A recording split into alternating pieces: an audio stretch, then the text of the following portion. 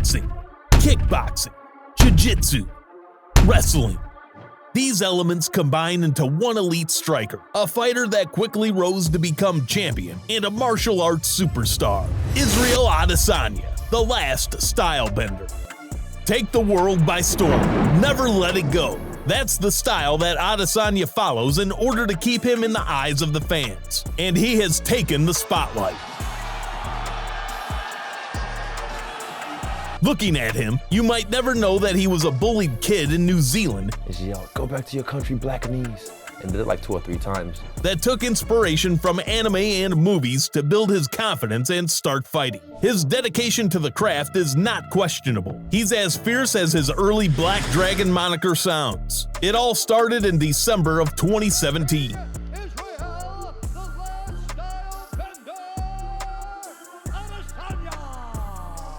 He made his debut at UFC 221 and wasted no time letting everyone in the world know he was a force to be reckoned with. The Stylebender was here. Stylebender had exploded onto the scene and was looking strong early into his career. Even though he fought against experienced brawlers that should have been able to put the tall, lanky kid in the ground, it was them meeting the canvas instead. But it was time for him to fight his most dangerous and experienced opponent yet, a champion who had once been seen as invincible, untouchable, and an unbelievable force to be reckoned with. The Stylebender had to come face to face with the Spider. Anderson Silva is widely regarded as one of the greatest MMA fighters of all time. Look at Silva. I mean, that's just amazing.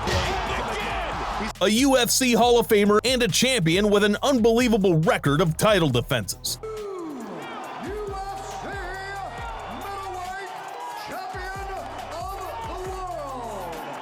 Since his rise to the top in 2007, Silva seemed like an unbeatable monster until his grand fall in 2013. Anderson, oh no, he got hit! Look at the finish! In 2019, Silva was far past his prime, but still a force to be reckoned with. Both men knew this fight was their shot at gold. Silva and Adesanya did not disappoint.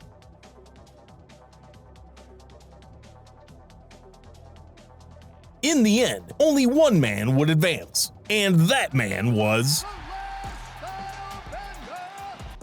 It was time to go for the gold. Adesanya had proven he could fight, and he was going to need everything he had in order to take home the belt. His opponent, with such a dominant performance in his last few fights... Minutes in. Oh! Nice 1-2 from Gastelum. Bisping is out. What? Adesanya was expected to cruise by Gastelum, but he wasn't going down easy. But then again, neither was the Stylebender. Neither were willing to let off the gas. He stung him.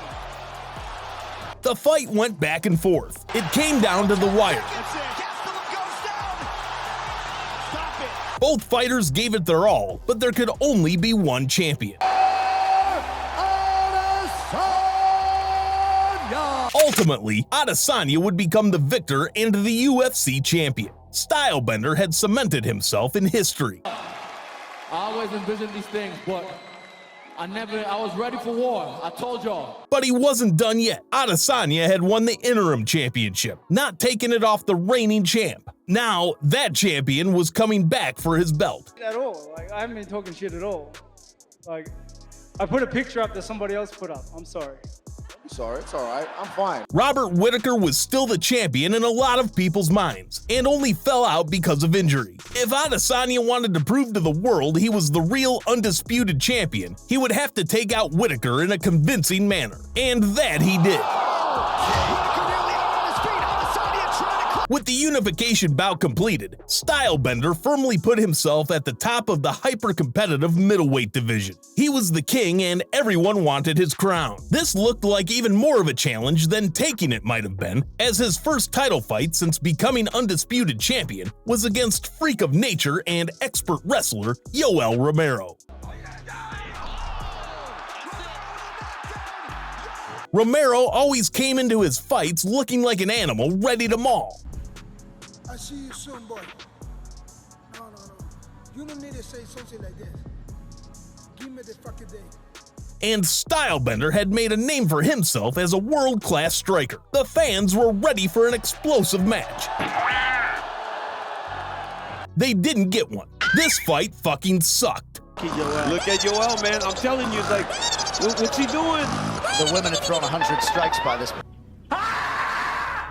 That's what he wanted to do, was stand there and trade with them to give these fans a fight. The people pay pay-per-view for really fight. In his next title defense, Adesanya faced fellow undefeated fighter Paulo Costa. First, you know who's next. I got this overly inflated balloon animal. This heavy-ass Ricky Martin wannabe. Costa is also gigantic, no doubt due to his secret juice that he loves flaunting so much. Dear. This secret is here. After the sleeper that was the last fight, and especially after Paulo's trash talk, Adesanya really needed an explosive win. You say the same that everyone's been saying. You're not the first one to say it, and you won't be the last. And I'm doing the same thing because I am the last style gender. Understand that? He got it. Trying to recover. That is it. It was at this point the Stylebender was looking invincible. Hey, like Roy Jones said, I said, y'all must have forgot. Y'all must have forgot. He dominated his division. He was at the forefront of the UFC, and no one could put him in the ground. He was looking like the greatest of his division. But for a champion, being the greatest in one spot isn't enough. He needed to be the greatest ever. And in the UFC, there's only one man that you can call the greatest ever. Big shots by John Jones. In trouble here. Gustafson's in trouble, that's it. The youngest champion ever. The most title defenses, the most wins, the longest winning streak, undefeated. The greatest light heavyweight there has ever been and possibly ever will be. That's the man Stylebender was chasing. What do you think it was? I think I'm the freshman. I'm the guy that he wishes he was. And he's a fan. Trust me, he's a fan. He's my biggest fan. Jones was barely even looking in his direction. He's hot right now in the sport. So it's just fun to attach myself to his fight weeks. He knew he could beat bigger opponents. He knew he could take on the world. All Adesanya had to do was get Jones's attention and get him to the table for a fight. To fight me, he would do it. Is he a pussy? In order to prove that he was up to snuff, Adesanya decided it was time to move up. If he wanted to get Jones's attention, he needed a big score, and what bigger score could there be but the light heavyweight championship? Jones had been stripped of the belt, and it was up for grabs. Adesanya just needed to snatch it away from the current champion. Polish power. That's what defines Jan Blachowicz. Adesanya had faced off against powerful strikers before, but he had never seen anything like this.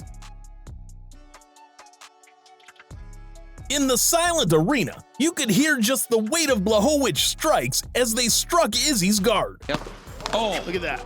That one landed by Adesanya. Yeah. Oh, that's when it's a problem. It was far heavier than anything that he had fought before. His slick movement and counterpunching simply bounced off while Jan's high-power combos began to slow Adesanya down. He was faster than Izzy was, he hit harder than he was expecting, and he simply couldn't be brought down. The scorecard ended in Blachowicz's favor. It was highlighted when Blachowicz took him down. Yeah. Because then you realize how much bigger and stronger Blachowicz is, and he just was pounding on him on the ground. And Adesanya had faced his first loss of his MMA career. With his perfect record ruined, and with Jones stating Adesanya wasn't worth his time anymore, Adesanya's winning streak and some of his confidence had been broken. But he was still middleweight champion, and he still had a job to do. Adesanya bounced back. He defended his title against men he had already defeated. He lost, but he wasn't beaten. His spot at middleweight still looked secure. That is, until he learned another fighter was joining the bid for the title, Alex Pereira, the Hands of Stone.